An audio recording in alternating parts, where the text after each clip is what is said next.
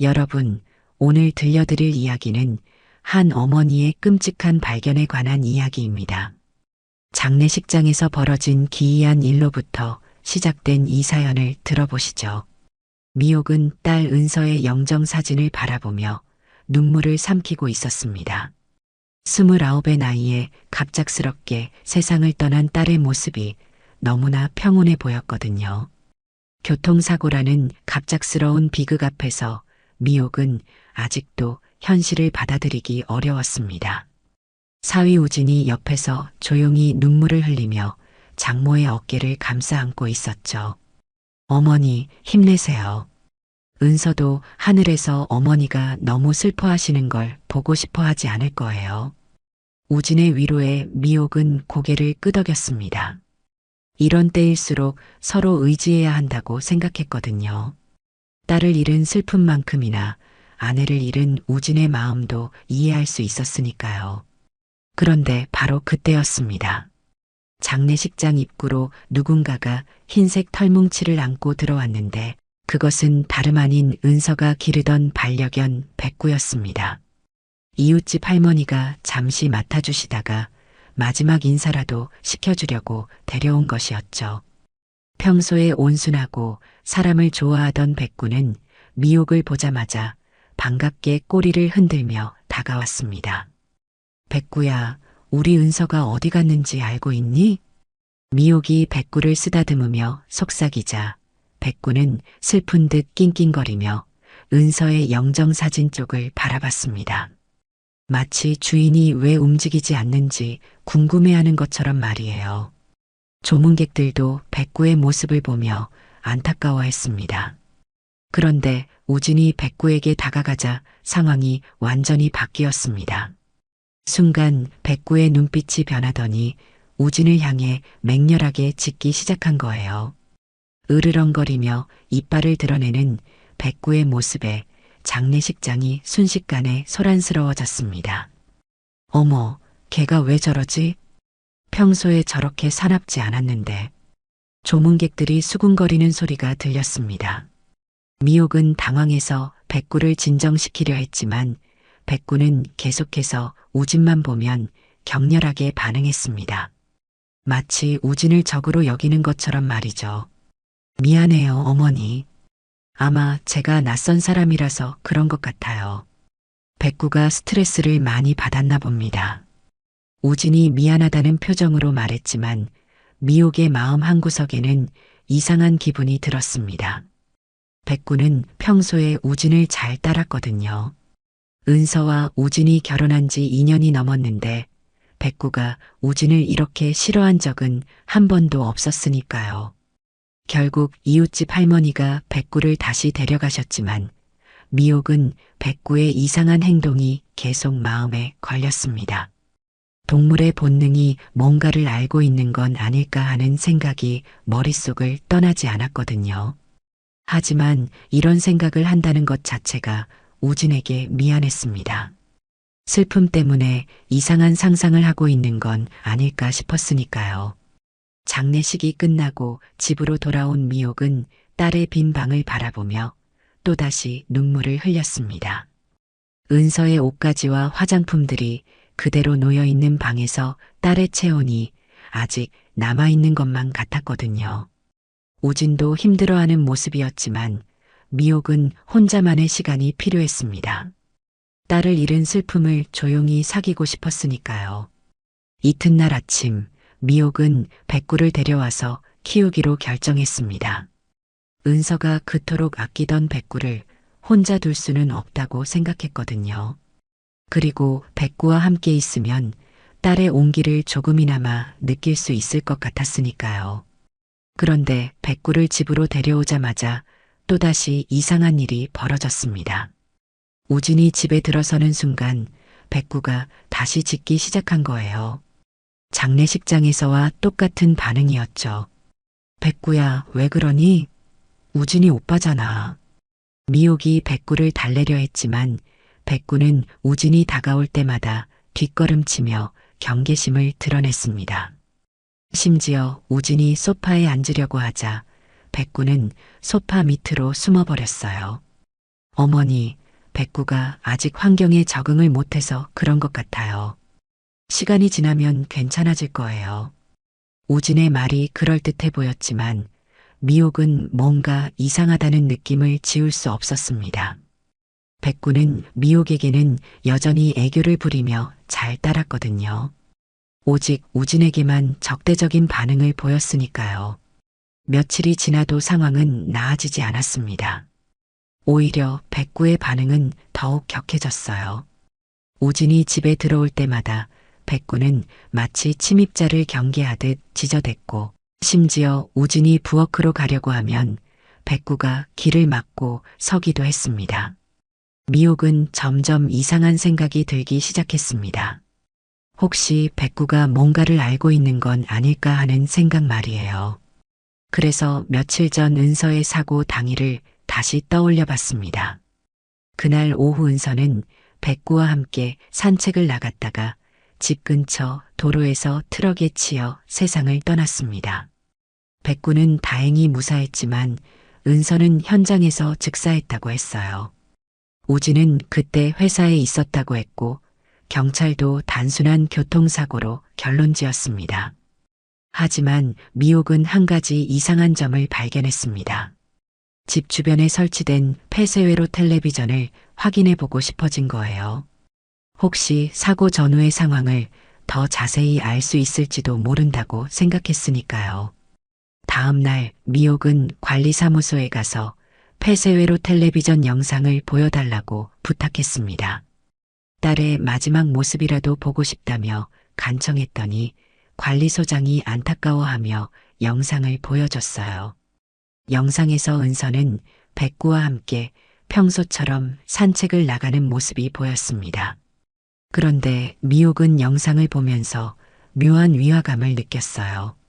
사고 당일 오후 시간대의 영상에서 우진의 차가 집 앞을 지나가는 모습이 포착된 거였습니다.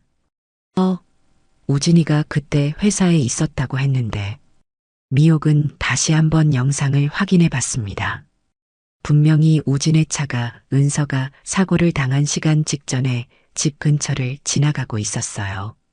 그것도 평소 출퇴근 시간과는 다른 시간대에 말이죠. 이상한 의심이 미옥의 마음속에 자리 잡기 시작했습니다. 하지만 이런 생각을 한다는 것 자체가 우진에게 미안했어요. 설마 사위가 딸을 해쳤다는 상상을 하다니 자신도 모르게 이상한 망상에 빠진 건 아닐까 싶었거든요. 그래도 마음이 편하지 않았던 미옥은 오래전부터 알고 지내던 형사 김동식을 찾아가기로 했습니다. 김동식은 미옥의 남편과 절친한 사이였고 남편이 세상을 떠난 후에도 가끔 안부를 물어주던 분이었거든요. 동식 형사님, 혹시 시간 있으실 때 만나 뵐 수 있을까요? 상의드릴 일이 있어서요. 미옥이 조심스럽게 전화를 걸자 김동식은 흔쾌히 만나자고 했습니다. 미옥은 김동식을 만나 자신의 의심을 털어놓을 생각이었어요. 비록 근거 없는 의심일지도 모르지만 전문가의 의견을 들어보고 싶었으니까요. 김동식 형사와의 만남은 동네 조용한 카페에서 이루어졌습니다. 미옥은 커피 한 잔을 앞에 두고도 어떻게 말을 꺼내야 할지 고민했어요. 자신의 의심이 터무니없는 것처럼 들릴까봐 걱정됐거든요.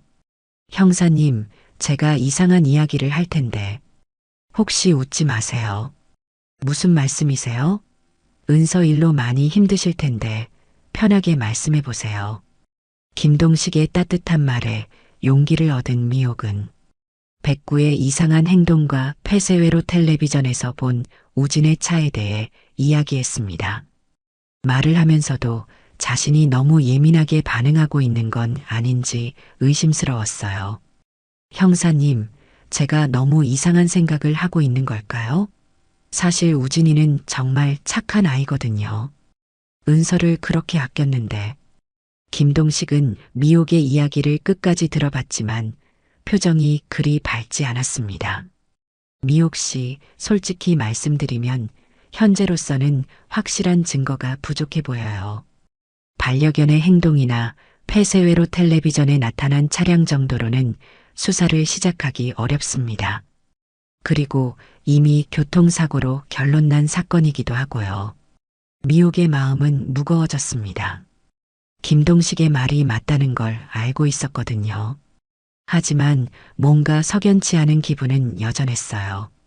그래도 한 번만 더 자세히 살펴봐 주실 수는 없을까요? 제가 뭔가 놓친 게 있을지도 모르잖아요. 미옥 씨 마음은 이해하지만 공식적으로 재수사를 요청하려면 뚜렷한 근거가 있어야 해요.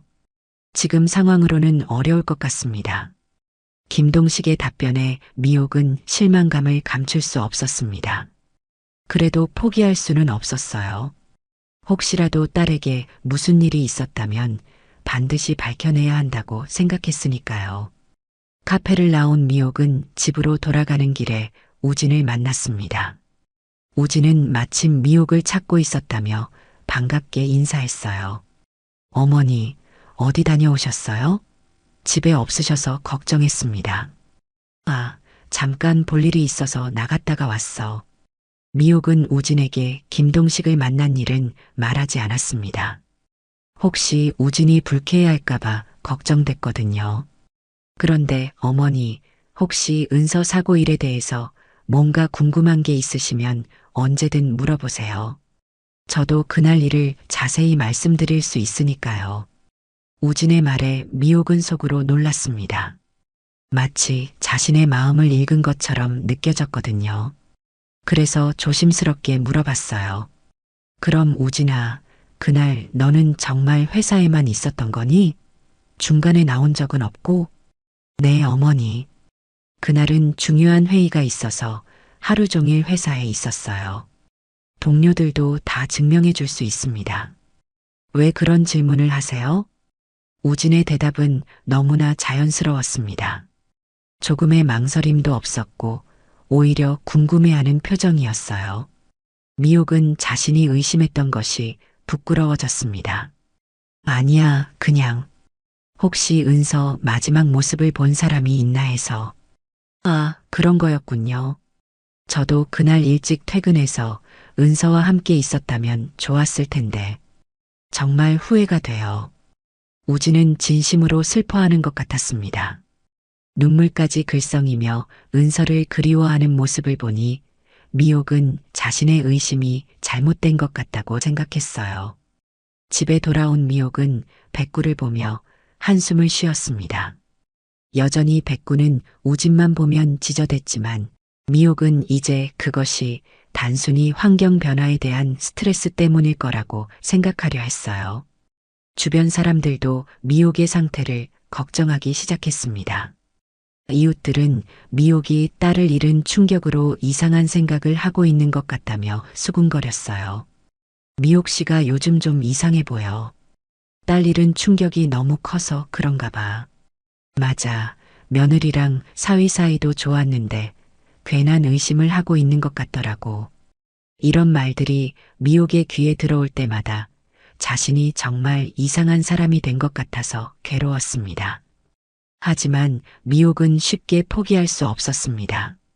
딸에 대한 모성애가 의심의 불씨를 계속 지펴주고 있었거든요. 며칠 동안 곰곰 생각해 본 미옥은 혼자서라도 더 자세히 알아보기로 결심했어요. 우선 폐쇄회로 텔레비전 영상을 다시 한번 꼼꼼히 살펴보기로 했습니다. 관리사무소에서 영상을 복사해달라고 부탁했더니 관리소장이 개인적으로 도와주겠다며 영상 파일을 내어줬어요. 집에서 영상을 반복해서 보던 미옥은 이상한 점을 발견했습니다. 우진의 차가 집 앞을 지나간 시간이 오후 2시 30분 정도였는데 은서의 사고 시간은 오후 3시였거든요. 그리고 영상을 더 자세히 보니 우진이 차에서 내려 뭔가를 버리는 것 같은 모습이 포착됐어요. 이게 뭐지? 미옥은 영상을 확대해서 봤지만 화질이 좋지 않아서 정확히 무엇인지 알기 어려웠습니다. 하지만 분명히 우진이 쓰레기통 근처에서 뭔가를 버리는 동작을 했다는 건 확실했어요. 다음 날 아침 미옥은 그 쓰레기통 주변을 살펴봤습니다. 며칠이 지났지만 혹시라도 뭔가 남아있을지 모른다고 생각했거든요. 하지만 이미 쓰레기는 수거된 후였고 특별한 건 찾을 수 없었어요. 그래도 미옥은 포기하지 않았습니다. 김동식 형사에게 다시 전화를 걸어 자신이 발견한 것들을 이야기했어요. 형사님, 제가 폐쇄회로 텔레비전을 다시 봤는데 이상한 게 있어요. 우진이가 뭔가를 버리는 것 같은 장면이 나오거든요. 미옥 씨, 정말 그런 장면이 있다면 한번 봐야겠네요. 그런데 정말 확실한 거예요? 김동식의 목소리에도 약간의 관심이 느껴졌습니다. 미옥은 희망을 품고 김동식과 만나 영상을 함께 봤어요. 확실하지는 않지만 의심스러운 부분이 있네요. 그런데 이것만으로는 여전히 확실한 증거라고 하기 어려워요. 김동식도 영상을 보고 나서는 조금 더 신중한 태도를 보였습니다. 완전히 무시할 수는 없다는 입장으로 바뀐 거죠. 미옥 씨, 일단 주변 상황을 좀 더 알아보죠. 다른 폐쇄회로 텔레비전이나 목격자가 있는지 확인해 보겠어요. 김동식의 말에 미옥은 안도감을 느꼈습니다. 드디어 누군가가 자신의 말을 진지하게 들어주고 있다는 생각이 들었거든요. 며칠 후 김동식은 미옥에게 연락을 했습니다. 사고 현장 근처의 다른 폐쇄회로 텔레비전들을 확인해 봤다는 거였어요. 미옥 씨, 좋은 소식이 있어요. 근처 상가의 폐쇄회로 텔레비전에서 사고 당시 상황이 더 자세히 촬영돼 있어요. 한번 같이 보시겠어요? 미옥은 김동식과 함께 그 상가를 방문했습니다. 상가 사장님이 협조적으로 영상을 보여줬는데 거기에는 놀라운 장면이 담겨 있었어요. 은서가 백구와 함께 길을 걷고 있는데 갑자기 백구가 뭔가를 경계하듯 짖기 시작하는 모습이 보였습니다. 그리고 잠시 후 트럭이 나타나서 사고가 일어났는데 사고 직후 멀리서 한 남자가 상황을 지켜보는 모습이 포착됐어요. 저 사람이 우진인가요? 김동식이 물어봤지만 영상이 멀리서 찍힌 것이라 확실하게 알아보기는 어려웠습니다. 하지만 체격이나 옷차림이 우진과 비슷해 보였어요. 이제 좀 더 구체적으로 조사해 볼 필요가 있겠어요. 미옥 씨, 혹시 우진 씨에게 들키지 않도록 조심하세요. 만약 정말 뭔가 있다면 증거가 사라질 수도 있거든요. 김동식의 경고에 미옥은 긴장했습니다. 하지만 동시에 자신의 직감이 틀리지 않았다는 확신도 들었어요. 이제 더욱 조심스럽게 행동해야겠다고 생각했습니다. 그런데 집에 돌아온 미옥은 이상한 기분이 들었습니다. 우진이 평소보다 더 자주 집에 들르고 있었고 미옥의 행동을 유심히 관찰하는 것 같았거든요.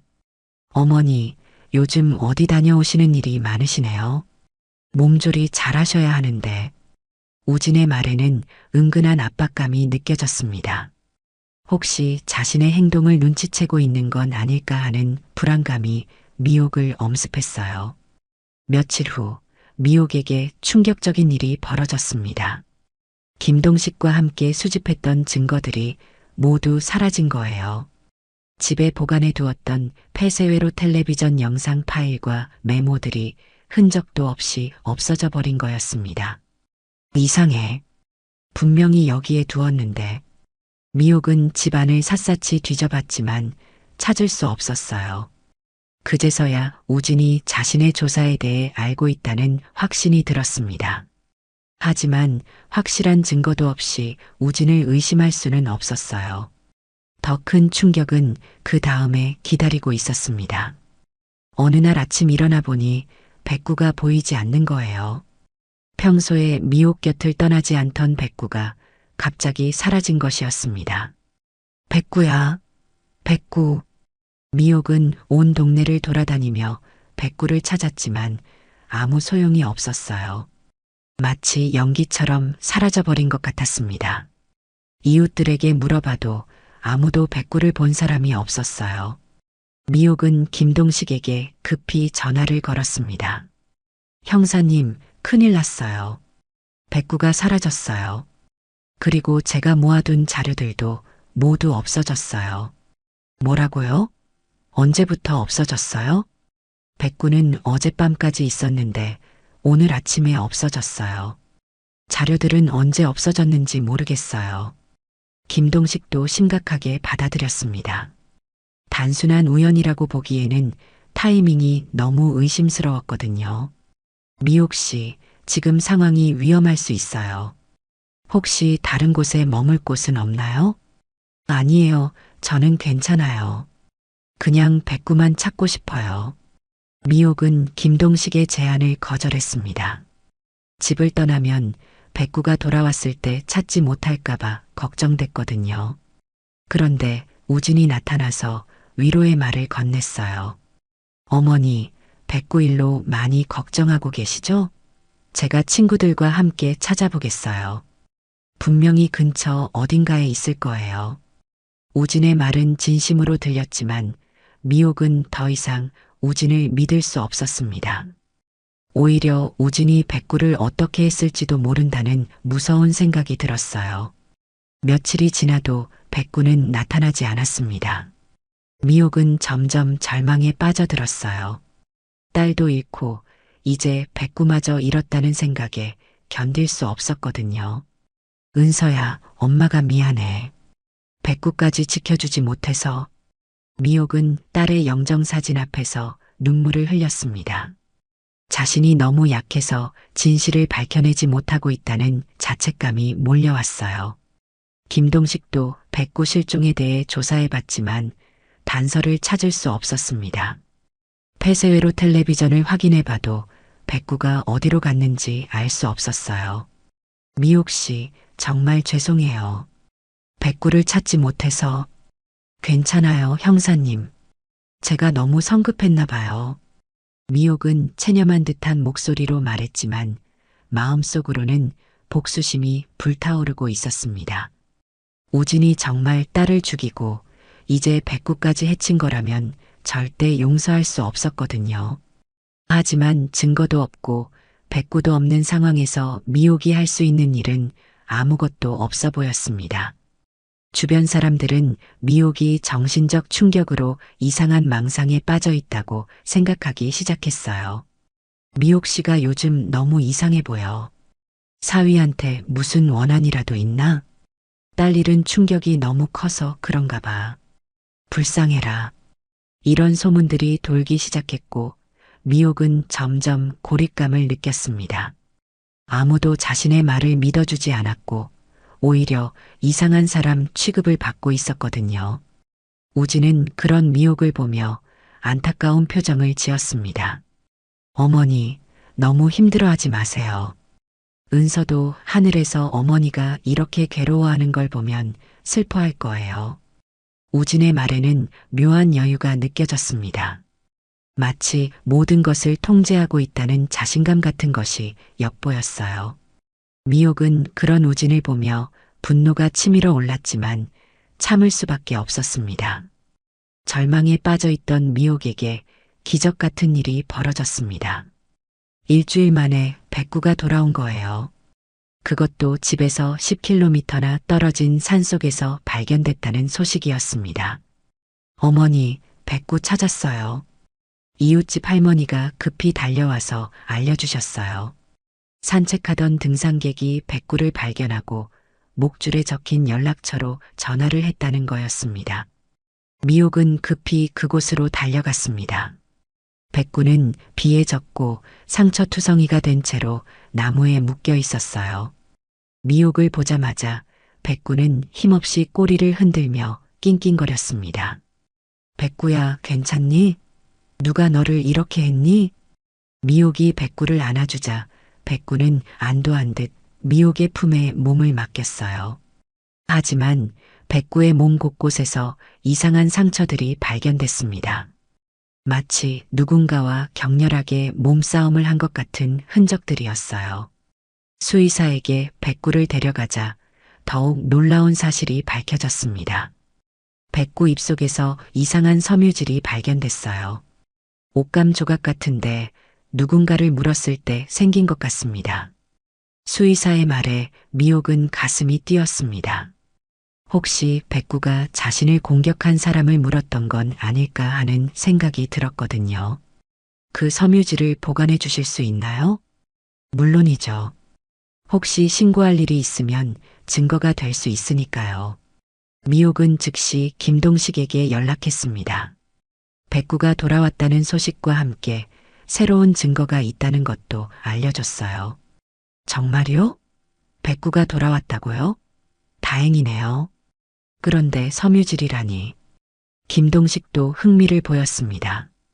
그리고 백구가 발견된 장소 주변을 조사해보자고 제안했어요.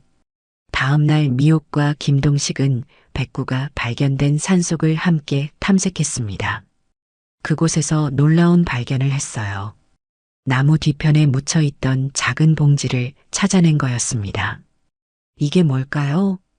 김동식이 조심스럽게 봉지를 열어보니 안에는 핸드폰과 몇 가지 물건들이 들어 있었어요. 그런데 그 핸드폰은 다름 아닌 은서의 것이었습니다. 어머니, 이거 은서 씨 핸드폰 맞나요?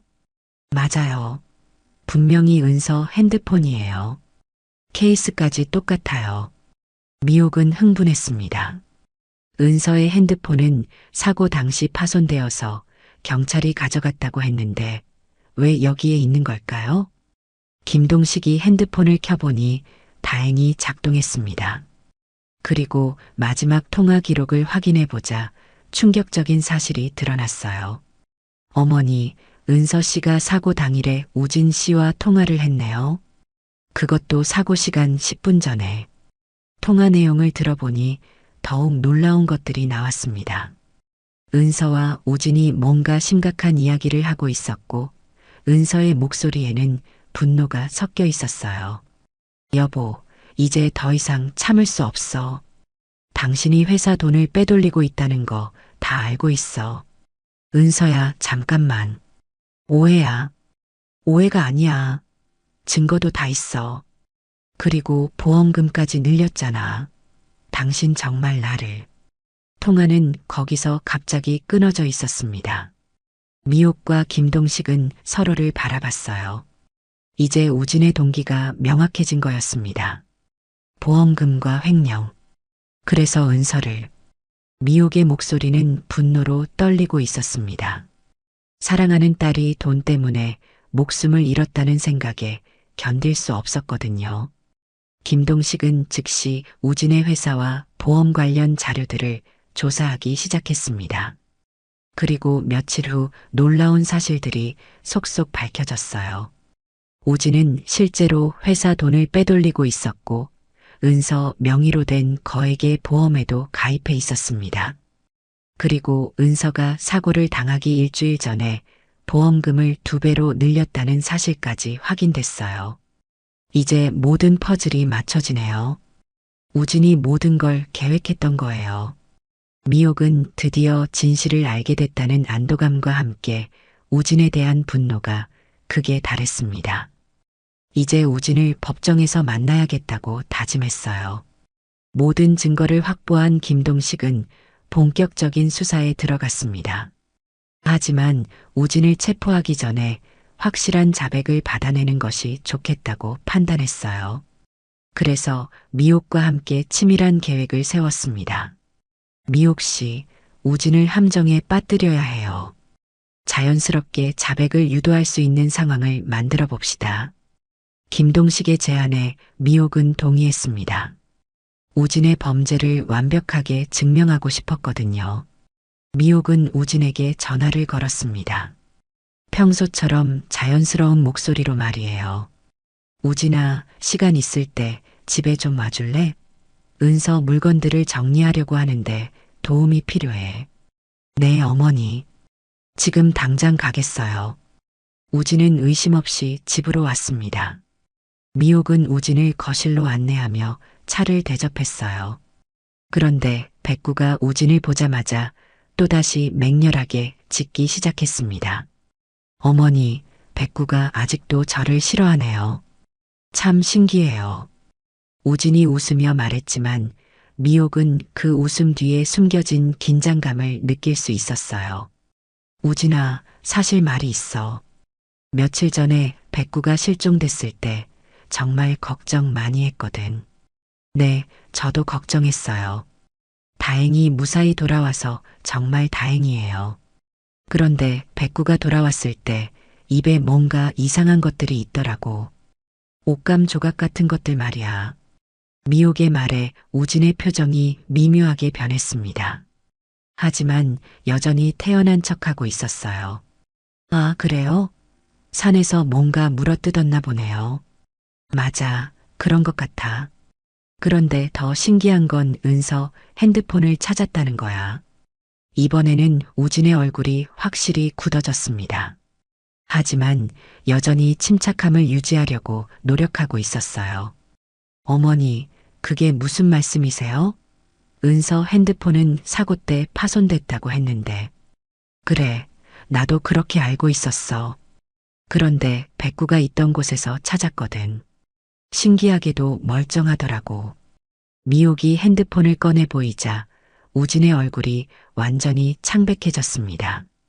그리고 마지막 통화 기록도 들어봤어. 너와 은서가 뭔가 심각한 대화를 하고 있더라고.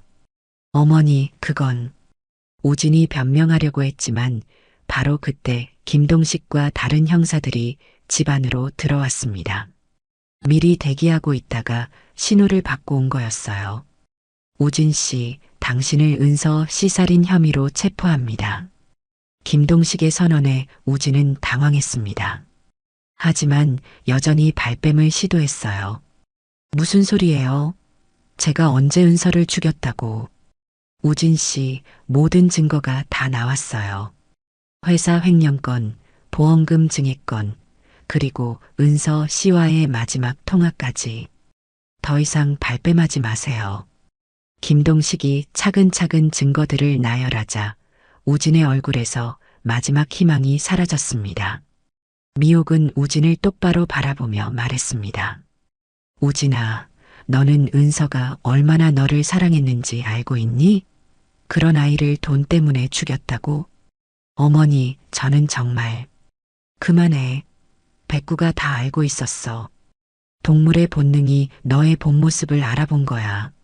미옥의 분노 섞인 목소리에 우진은 더 이상 거짓말을 할 수 없다는 걸 깨달았습니다. 결국 모든 것이 들통난 상황에서 우진은 무너져 내렸어요. 미안해요. 정말 미안해요. 우진이 고개를 숙이며 자백하는 순간 미옥은 복합적인 감정에 휩싸였습니다. 딸의 복수를 이뤘다는 안도감과 함께 너무나 큰 배신감이 몰려왔거든요. 김동식은 우진에게 수갑을 채우며 말했습니다. 우진 씨, 당신에게는 변호사를 선임할 권리가 있습니다. 그리고 당신이 한 말은 모두 법정에서 증거로 사용될 수 있습니다. 우진이 연행되는 모습을 보며 미옥은 복잡한 심정이었습니다. 정의가 실현됐다는 것은 다행이었지만 딸을 잃은 슬픔은 여전히 가시지 않았거든요. 우진의 재판이 시작됐습니다. 언론에서도 큰 관심을 보였고 많은 사람들이 이 사건에 주목했어요. 미옥은 법정에서 증인으로 출석해 자신이 겪은 모든 일들을 증언했습니다. 제 딸은 정말 착한 아이였어요.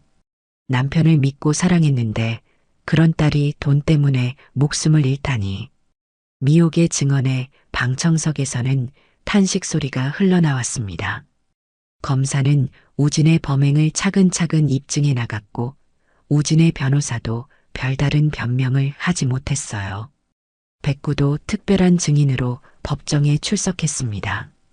우진을 보자마자 짖는 백구의 모습에 배심원들도 감동했어요. 동물의 본능이 진실을 알고 있었던 것 같습니다. 판사의 말에 우진은 고개를 숙일 뿐이었습니다. 재판 과정에서 우진의 모든 범행이 명확하게 드러났습니다.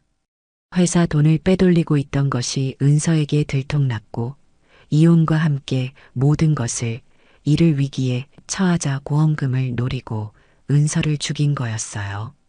피고인 우진은 계획적이고 치밀하게 범행을 저질렀으며 피해자는 피고인을 끝까지 믿고 사랑했다는 점에서 죄질이 매우 나쁩니다. 검사의 구형에 우진은 무기징역을 선고받았습니다. 미옥은 판결을 들으며 복잡한 감정에 휩싸였어요. 정의가 실현된 것은 다행이었지만 딸이 돌아오는 것은 아니었으니까요.